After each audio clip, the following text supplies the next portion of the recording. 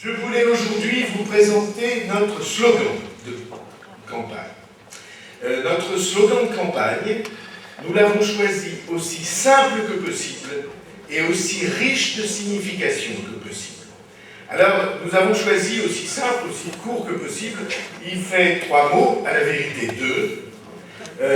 Et il dit des choses extrêmement profondes, je crois, sur notre avenir et sur nos choix fondateurs. Ce slogan, ce sera « Nous, l'Europe ».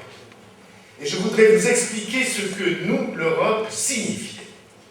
La première des choses, ce « Nous, l'Europe » est une révolte contre l'habitude qu'un certain nombre de politiciens ont prise de présenter l'Europe comme quelque chose d'extérieur à la France. Ils disent l'Europe c'est Bruxelles. Et même quand ils ont voté oui à toutes les décisions que Bruxelles prend. L'Europe pour eux c'est l'Europe des experts. C'est l'Europe des diplomates. C'est l'Europe de ceux qui fonctionnent en vase clos. Et ça a créé beaucoup d'incompréhension de la part des citoyens, y compris des plus populaires des citoyens, qui ont eu l'impression que ce qu'on bâtissait était quelque chose qui leur était étranger. Eh bien, nous, l'Europe, la première des choses que ça veut dire, c'est que cette construction, ce que nous sommes en train de bâtir, cette maison, ça n'est pas étranger à la France. L'Europe, c'est la France. L'Europe, ce n'est pas Bruxelles. L'Europe, c'est nous, les citoyens français. Nous, l'Europe, ça veut dire que nous en prenons conscience et que nous en assumerons la responsabilité. L'Europe est affaire de citoyens.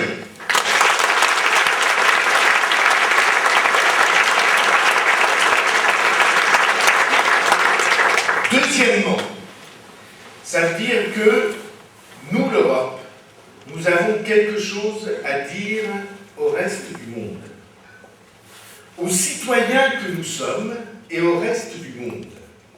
Voyez-vous, il y a 2 projets, depuis le début, une confrontation de 2 visions dans l'effort de construction européenne.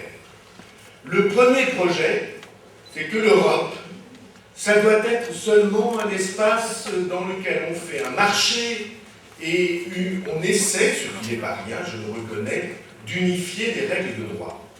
Mais l'Europe, c'est entre nous.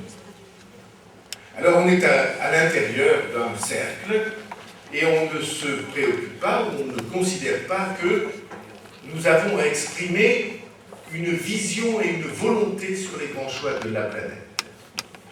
Mais lorsque nous, Europe, nous pensons à notre avenir, alors nous devons assumer quelque chose d'essentiel, sans quoi, comme Guy Verhofstadt l'a dit, nous risquons de ne plus être qu'un souvenir dans les livres d'histoire.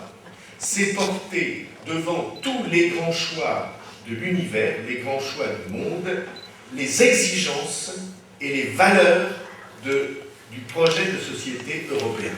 Ce que je dis là est extrêmement concret.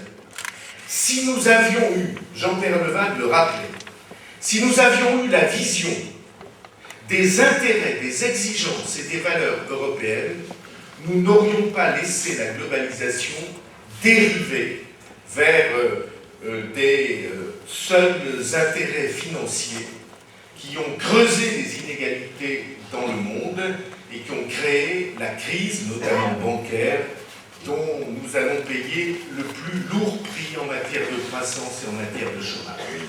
Si nous avions eu l'idée de ce que pour l'Europe, ça n'est pas le profit qui passe en premier, alors nous aurions créé, institué un certain nombre de règles qui auraient empêché les dérives dont nous avons failli périr. Nous avons, nous, Europe, nous avons des valeurs qui ne ressemblent pas aux valeurs du reste du monde. Il y a confrontation de valeurs et nous avons le plus urgent besoin de défendre les nôtres. Ça, c'est la deuxième signification. Nous croyons, nous, Europe, nous sommes formés autour de valeurs et nous avons l'intention de les défendre. Ça, c'est la deuxième chose. Et troisième chose, nous, l'Europe, ça rappelle quand même quelque chose qui nous est extrêmement cher à nous tous, c'est que c'est dans ce courant politique, dans cette famille politique, le courant de Schuman et le courant de Monnet, que l'idée européenne a pris naissance, alors que personne n'y croyait, et que ces hommes que certains présentaient comme des rêveurs et des irréalistes ont été en réalité les plus remarquables visionnaires et les plus remarquables constructeurs que l'histoire des siècles ait jamais porté. Je veux simplement rappeler devant vous ceci comme une marque de fierté. Jamais dans l'histoire des hommes, jamais dans l'histoire des hommes, des peuples libres n'ont choisi de s'associer pour bâtir ensemble une volonté politique capable de changer la planète sur laquelle ils vivaient.